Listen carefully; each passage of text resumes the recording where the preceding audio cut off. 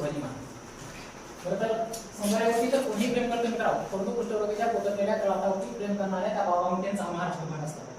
स्वतःची मुले तर कुणीही सांभाळतो मित्रांनो, परंतु दीनदलितांच्या अनाथांची मुले सांभाळणारे त्याचे मुलगा सकाळचा महाराष्ट्र हा महान असतो. जे का रजले नांदले त्याचे मनेच वापरले, तुझी सातोळ गाव देवते की जाणार यासारख्या सुंदर विचारांनी त्याच्या अभंगातून बोलले तर जगद्गुरु तुकोबारायांचा महाराष्ट्र महान असला पाहिजे. तर एवढंच काय, समोर असलेल्या मध्य मराठी गवळ्यांचा आणि आरंभ रागिणीचा महाराष्ट्र महान असला पाहिजे. तर ज्या कालखंडामध्ये छत्रपती शिवरायांचा जन्म झाला तो कालखंड कसा होता मित्रांनो, पाच असलेली सत्ता त्या महाराष्ट्रात एवढा होता भयानक होत्या अवलुटली जाईल म्हणून स्वतःची पुढची पोट सोडाच वेदनाच्या वासनांना देखील हमपटा बोलण्याची भीती वाटाय.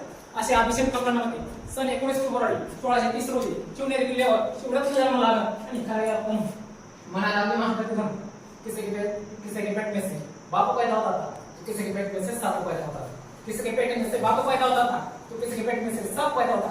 मगर जिजाऊची मान दिया हो किसी के पेट में से बाबा का बाप शिवाजी महाराज पैदा हुआ था.